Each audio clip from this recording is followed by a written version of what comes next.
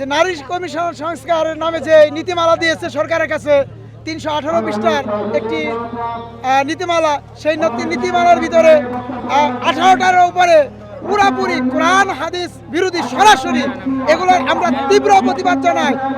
আর ইসলাম যে নারীদেরকে অধিকার দিয়েছে, আমরা সেই ইসলামী নীতিমালা দিয়ে এই দেশের ভিতরে প্রত্যেকটা নারী এবং পুরুষের ভিতরে যে সম্মান আল্লাহ তাআলা দিয়েছে, সেই নারীদেরকে আমরা সেই স্বর্ণ শিখরে নারীদের সম্মান ইনশাল্লাহ আমরা দেওয়ার জন্য ইনশাল্লাহ চেষ্টা করব। দাবি হেফাজতে ইসলাম থেকে এটা এবং সমস্ত মুসলমানের একই দাবি যে কোরআন সুন্নাহর বিরুদ্ধে কোনো আইন পাস করা হবে না। আর নারী নীতি যে সংস্কার, এই পুরা সংস্কার কমিশনটা বাতিল চাই।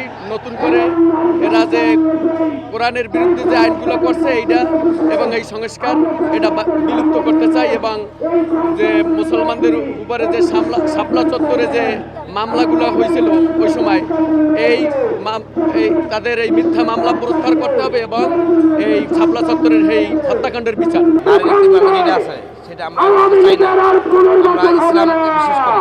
ইসলামরা সত্য যেটা আমাদেরকে কোরআন হাদিস যেটা দিয়েছে, এই কোরআন হাদিসের উপর আমরা কামে থাকবো। আমরা নারীর স্বীকৃতি দেবো যদি কোরআন হাদিস যেটা হবে সেটা, কোরআনের বাইরে আমরা কোনো দিতে পারবো না। এটা আমাদের দাবি একটাই, আল্লাহর বিরুদ্ধে যে কোনো নারী হোক পুরুষ হোক কটূক্তি করবে, আমাদের শরীরের মধ্যে এক পুরা রক্ত থাকতে কোনোদিন আমরা মেনে নিতে পারবো না।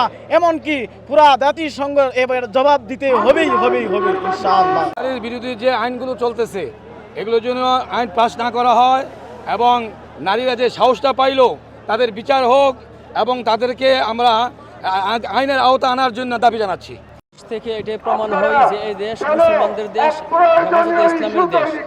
সুতরাং এই দেশে ইসলাম বিরোধী, কোরআন বিরোধী কোনো আইন এই দেশের মুসলমান মেনে নেবে না।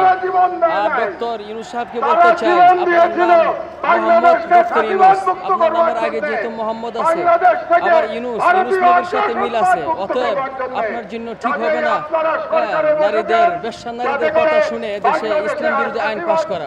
অতএব নারী সংস্কার কমিশনকে বাতিল করতে হবে।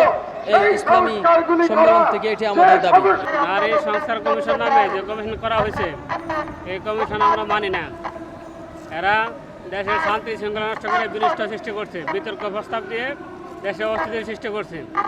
এই শান্তিকে অস্থিতির সৃষ্টি করার কারণে তাদের মামলা হওয়া দরকার, তাদের বিচারে দাঁড় করাতে হবে। এবং তারা যে প্রস্তাবনা দিচ্ছে, এই প্রস্তাবনা বাতিল করতে হবে। সমাবেশ থেকে এটাই বার্তা যে নারী কমিশন যদি বাতিল করা না হয়, সামনের পরিস্থিতি আরও ভয়াবহ হতে পারে এবং ইসলাম ও কোরআন সুন্নাহর আইন কিভাবে বাস্তবায়ন করতে হয় সেটাই তাওহীদি জনতা দেখায় দেবে ইনশাআল্লাহ। এবং হেফাজতে ইসলামের ডাকে সমস্ত তাওহীদ জনতা একত্রিত হয়ে এই দেশ ও জাতিকে কোরআন সুন্নাহ অনুযায়ী কিভাবে চালাইতে হয় সেই পদক্ষেপ নেবে হেফাজতে ইসলাম ইনশাআল্লাহ। এই ময়দান থেকে ঘোষণা করতে চাই যে এই বাংলার জমিনে কোরআন সুন্নাহ ইসলাম বিরোধী যদি কোনো আইন, কোন ধরনের কোরআনের সংস্কার করতে চায়, এই সমস্ত নাস্তিক মুরতাদদেরকে বাংলার জমিনে জায়গা দেওয়া হবে না। ওয়াখির দাওয়ানা আলহামদুলিল্লাহ। অন্যতম নায়েবে আমির, দক্ষিণবঙ্গের অন্যতম মুরব্বী হযরত মাওলানা আকরাম আলী এই বর্তমান সরকারকে আর একটা বৈষম্য আন্দোলন দেখাইতে চাই। উনি ছাত্র বৈষম্য আন্দোলন দেখছে, কিন্তু এই দেশের তৌহিদি জনতার বৈষম্য আন্দোলন দেখে নাই।